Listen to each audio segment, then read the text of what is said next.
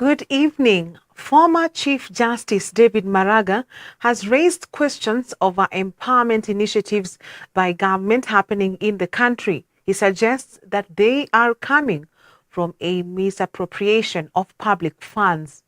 Join us on today's conundrum as we dive into that matter, as well as allegations of unfit sugar imported and being distributed into the country. I'm Tess Njenga, and our sign language interpreter is Boniface Mureithi.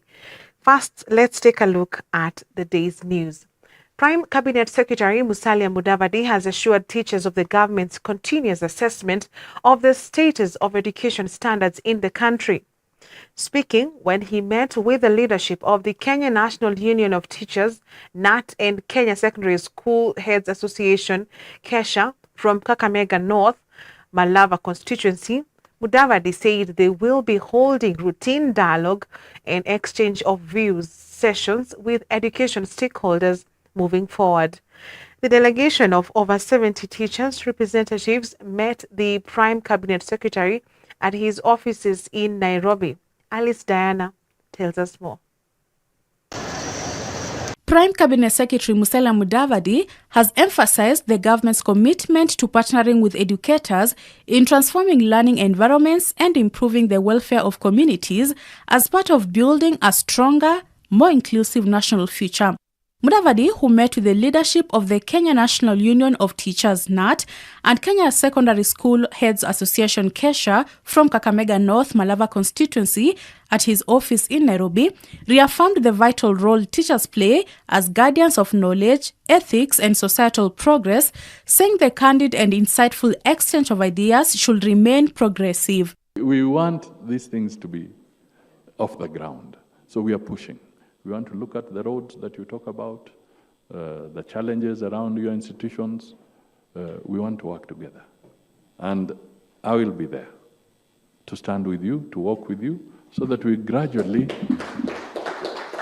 put our support to the people of Malava. Because an educated Kabaras or young person, boy or girl from Malava, once that child is educated, Kenya is so much richer by that.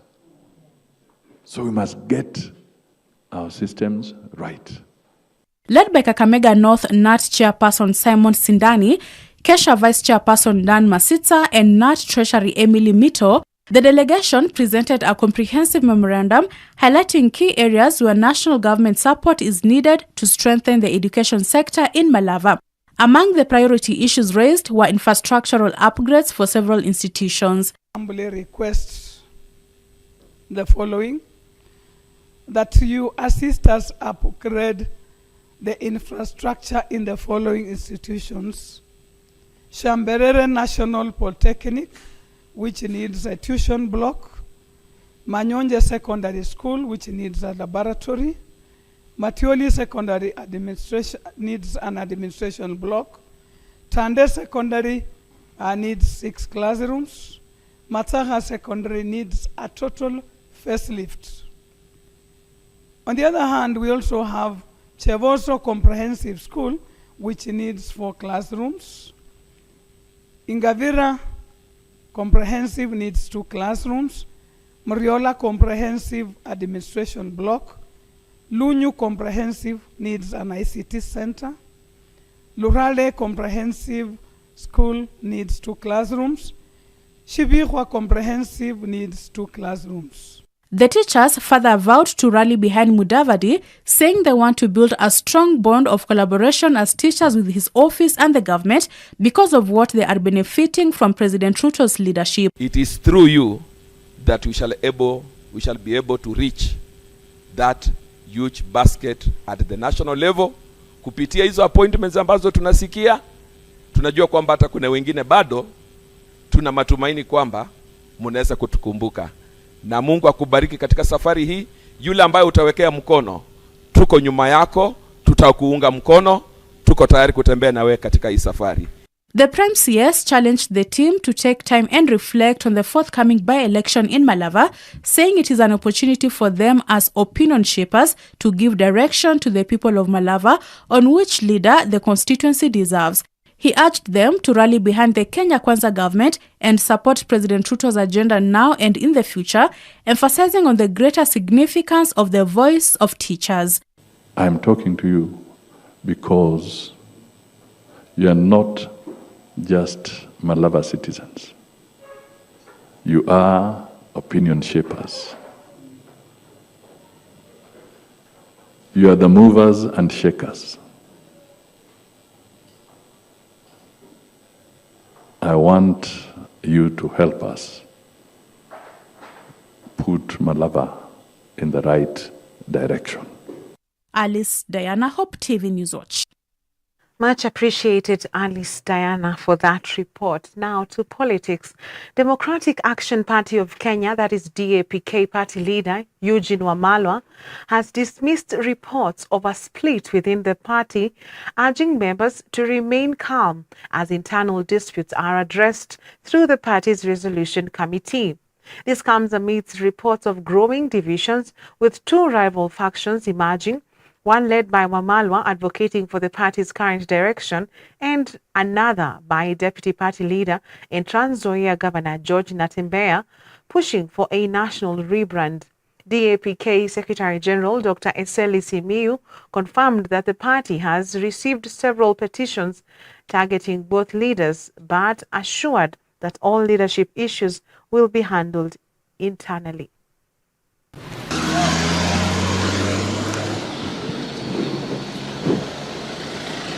A petition was also received, petitioning for the removal of the third deputy party leader.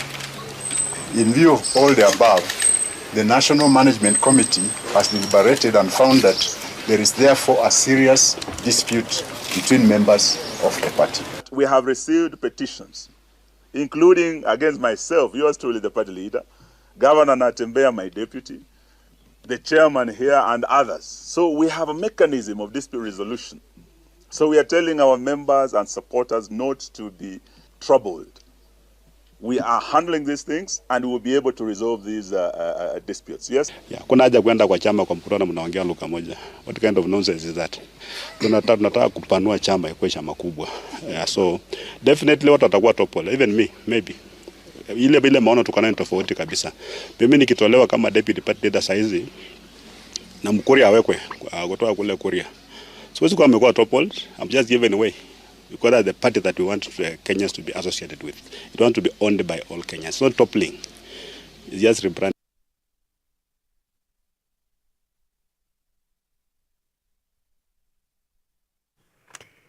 Wiper Party leader Kalonzo Musyoka, whose party has now been rebranded as the Wiper Patriotic Front, has maintained that illegal sugar unfit for human consumption has been imported into the country. Addressing the media after a ceremony rebranding the party, Kalonzo castigated the government for endangering the lives of Kenyans, saying that they will not remain silent on the matter. He accused unnamed individuals within government of turning a blind eye to what he termed a serious threat to public health, saying the safety of millions of Kenyans is at stake.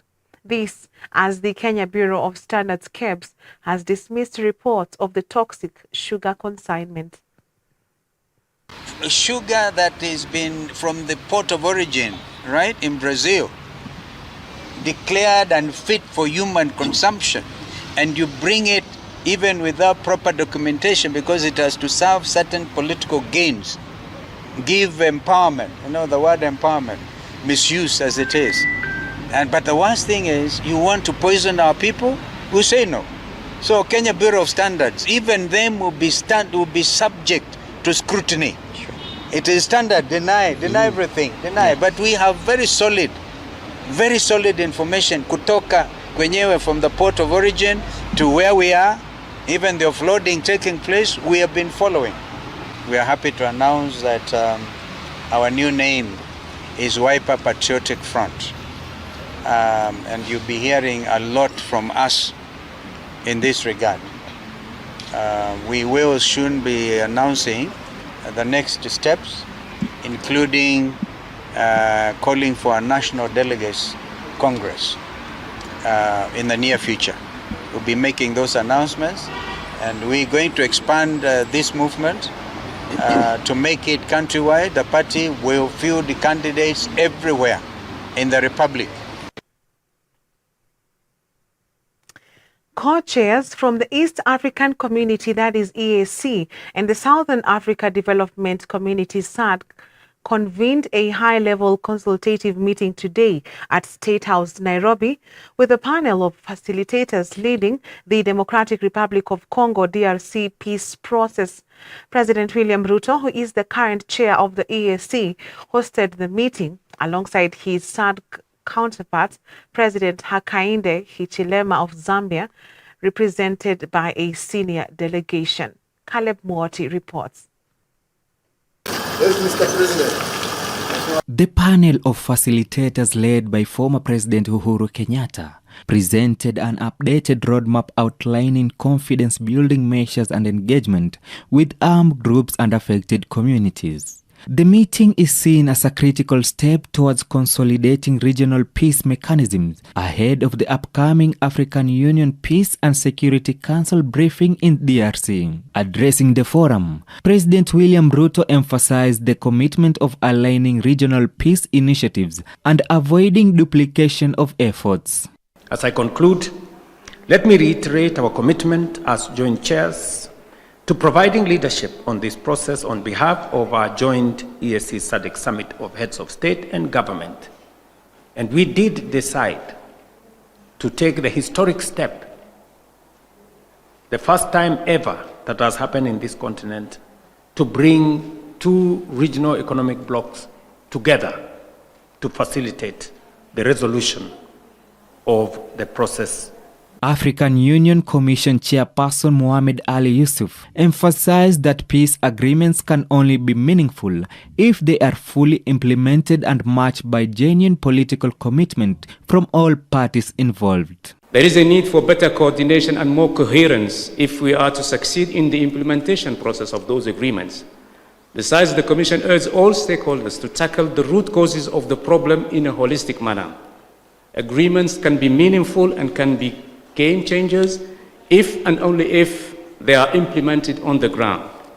It takes courage and wisdom to seek compromise when tough decisions are needed, and I'm convinced that our leaders in the region can make it happen. The session brought together regional leaders and key stakeholders in a renewed bid to harmonize efforts aimed at restoring peace and stability in the Eastern DRC, which continues to grapple with armed conflict and humanitarian challenges. For Newswatch, I'm Caleb Mwoti.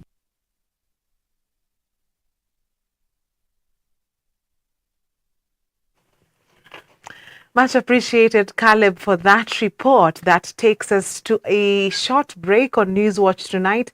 Don't go too far. We have more coming up on the other side.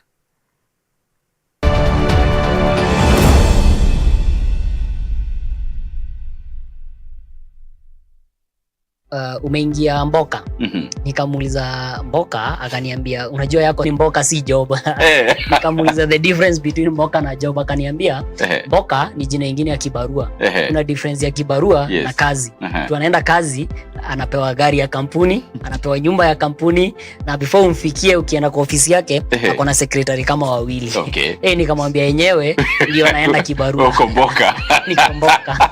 That you love what you do, you love it to the core, that is in you already. Yes. You're not going to be validated by the course. Exactly. But do you have the muscles to handle it? Sustain. Do you have the capacity to sustain it? Falls back to the opportunities. Yes. Now, an opportunity can be presented to you, but the question of are you ready? How prepared are you to handle the opportunity? Yes.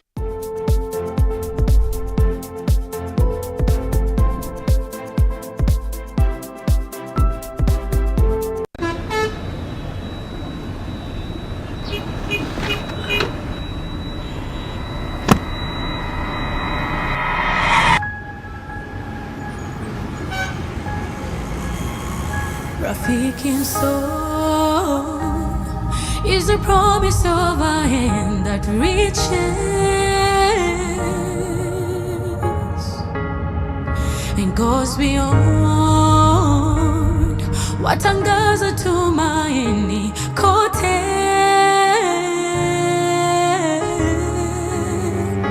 I'm forever grateful, ninashukuru ukarimu, ukarimu.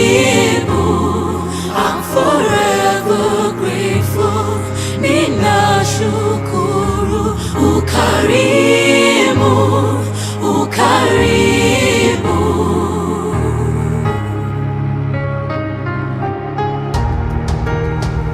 Rafiki soul is a promise of a hand that reaches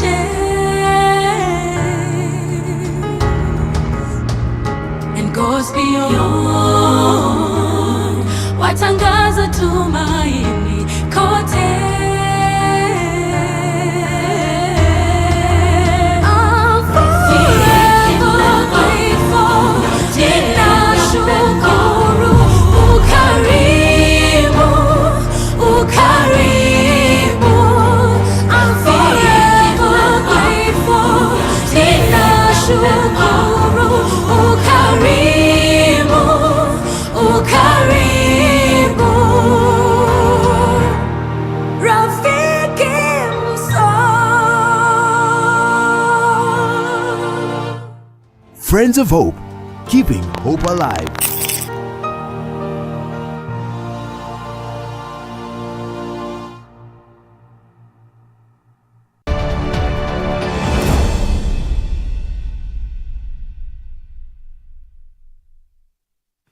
Welcome back.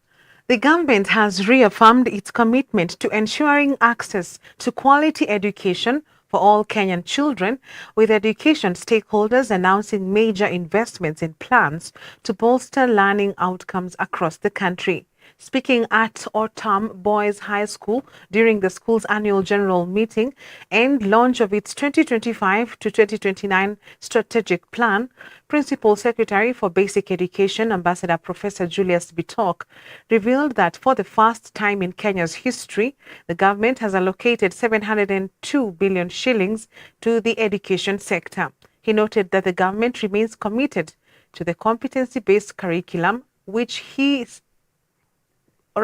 curriculum of education, which he described as a heavy but essential system designed to equip learners with relevant skills.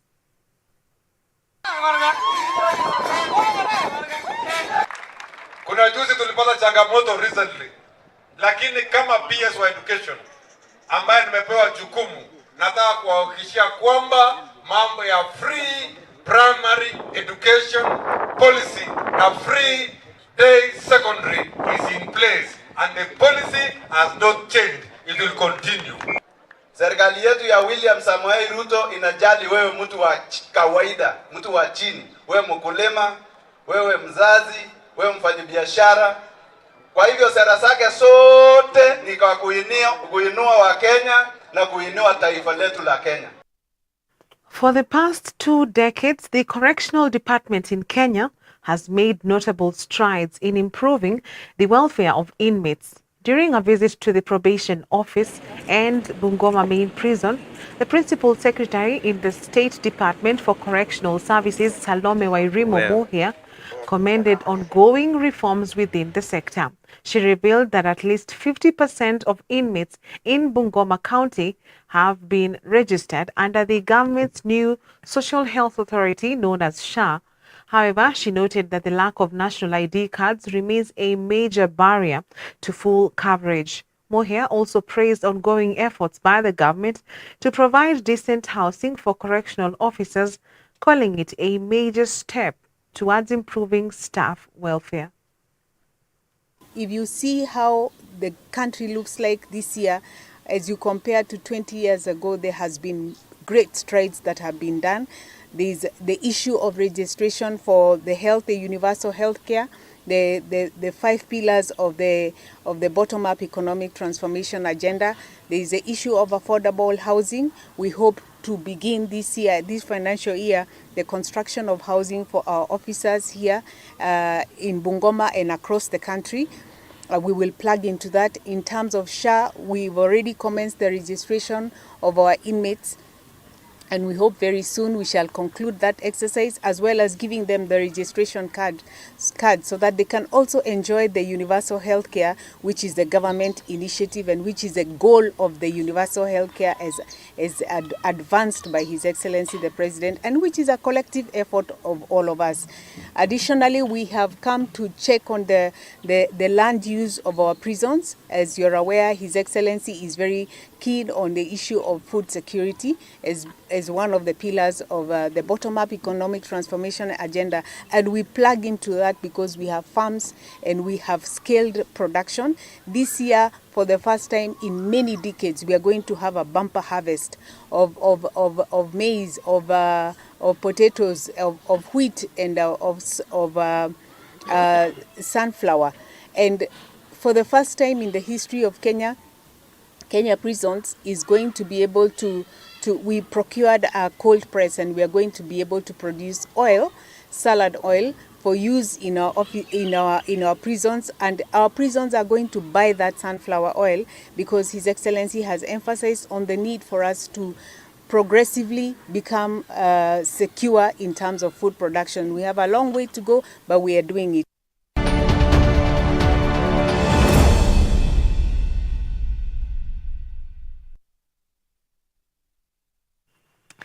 Now in business, tourism and wildlife stakeholders in Watamu, Kilifi County have expressed their support for the proposed review of park entry fees by the Kenya Wildlife Service KWS, calling for the changes to be accompanied by improved service delivery and enhanced conservation outcomes.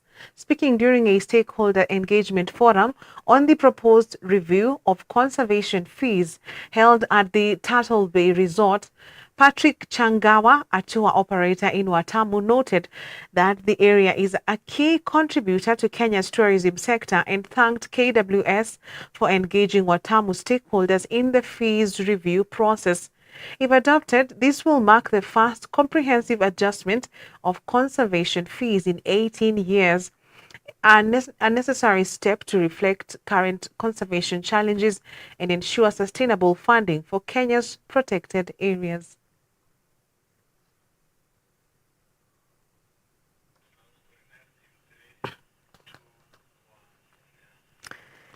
Safaricom, through its youth platform Safaricom Hook, has held a series of transformative engagements across the Greater Western region aimed at empowering young people with technical, digital, creative, and life skills. Under the banner of the M-Pesa Sokoni Caravan, the initiative reached thousands of youth in Siaya, Vihiga, and Kisumu, offering them tools for real-world impact. Participants also received mentorship on how to monetize their talents, access digital platforms, and turn passion into sustainable income. Here in Bale, this is a culmination of several activities that we've done, and this one was basically for the SHOOK, and we are targeting the Boda team. This was a program in partnership with NTSA and also Red Cross. The main thing that we are taking them through is how they can do the basic first aid in case any incident arises, and also just taking them through road safety and also health and safety in well-being. The attendance was quite good. We were able to have more than 200 Boda team members in here, and they have learned a lot from the feedback that we are getting for them. We want them to be our ambassadors. So they are going to be ambassadors apart from the safety ambassadors, and also they are also going to be the ambassadors of our products to the rest of the team. So it has been a good day, and these particular sessions will be an ongoing. It is not a one-stop session. It will be an ongoing session, so that we just ensure that we keep in touch with our teams, especially the Boda team, so that they can emphasize on the road safety whenever they are outside there.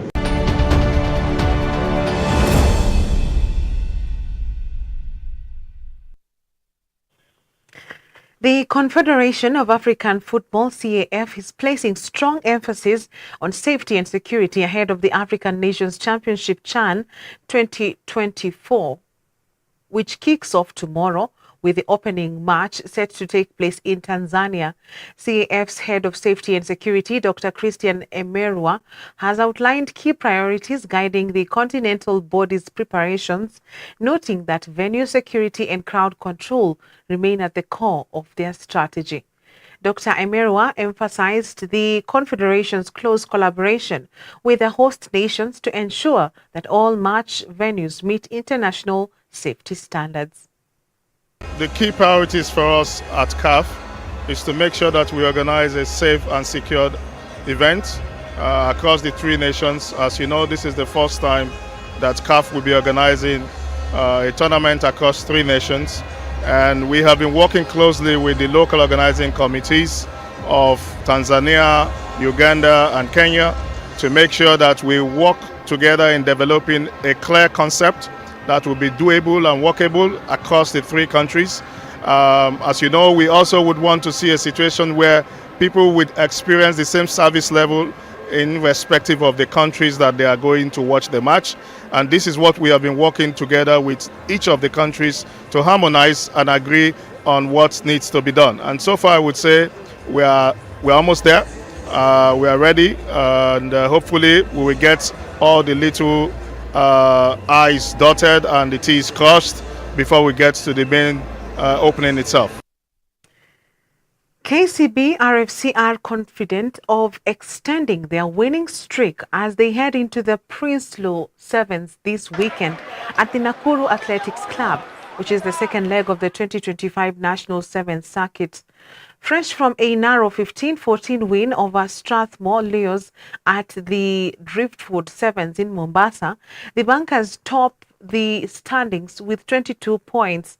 Strathmore are second with 19 and Cabra Sugar sit third on 17. KCB has been placed in Pool C alongside Nondescripts, Kwea and Kisumu RFC. Head coach Dennis Ironman Mwanja says the squad is in high spirits and ready for the challenge ahead. In a boost for the team, Kenya Sevens captain George Oro has now been declared fit after missing the final due to cramps. I didn't play Driftwood Sevens because I was taking a rest coming off the World Cup qualifiers. Then I had to transition from the 15th side to the 7th side, which I believe I have taken enough time training with the boys. And the boys won the Driftwood Sevens. That's a challenge for me. I have to take heading towards Prinsloo. We have to raise the notch higher. We focus more on the mistakes which we did in Driftwood Sevens, and that's what we're going to focus more on Prinsloo Sevens. The competition is healthy to the team. It gives room for no one to slack. So it keeps motivating the boys, keep pushing, keep grinding hard. And yeah, the competition is good in the team. For KCB heading towards Prinsloo, we will focus more on ourselves, focus on our structure. I believe when we play our structure, it will carry the day. To the fans, thank you so much for the support, and we are doing it for you. Thank you. Thank you.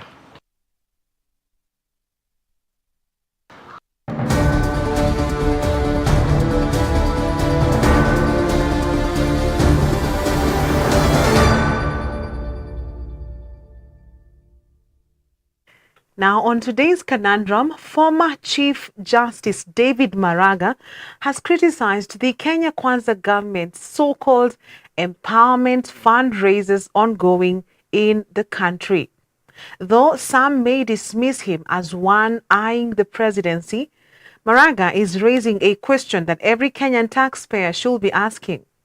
Where is the money coming from for these empowerment programs?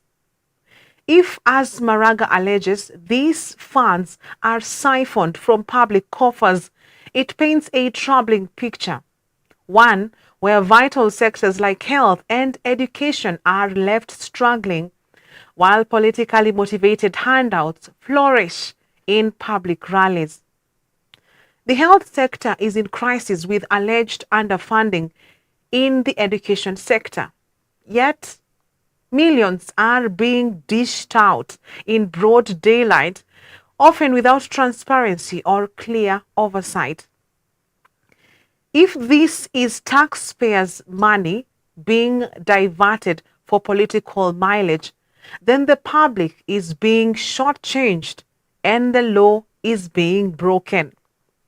Kenyans should remain full, or rather should demand full disclosure of the sources of these funds. The Auditor General and the Ethics and Anti-Corruption Commission must step up their oversight. Meanwhile, yet another looming disaster is the ongoing controversy surrounding the alleged importation of toxic sugar from Brazil. On one hand, Wiper Party leader Kalonzo Musyoka has sounded a strong alarm, accusing unnamed state officials of negligence rather, in allowing sugar unfit for human consumption into the country. On the other hand, the Kenya Bureau of Standards has come out strongly to dismiss the allegations, assuring the public that all sugar on the market has passed rigorous safety checks. But the conflicting messages only add to the confusion. And in a climate where past scandals still linger in public memory, government assurances alone may not be enough. If opposition claims are proven true, it would point to a grave failure, not just of oversight, but of conscience. It raises the question, does the government truly have the best interests of Kenyans at heart, risking thousands who could be fatally affected by the sugar? Who exactly benefits when people are exposed to such danger, and why would government allow such? In a matter as serious as food safety, the public deserves more than statements. It deserves transparent investigations, accountability, and above all, the truth. I would suggest that such evil should not even be named among us as probable, given the Christian outlook from many of our leaders, starting from the apex. And that is today's conundrum.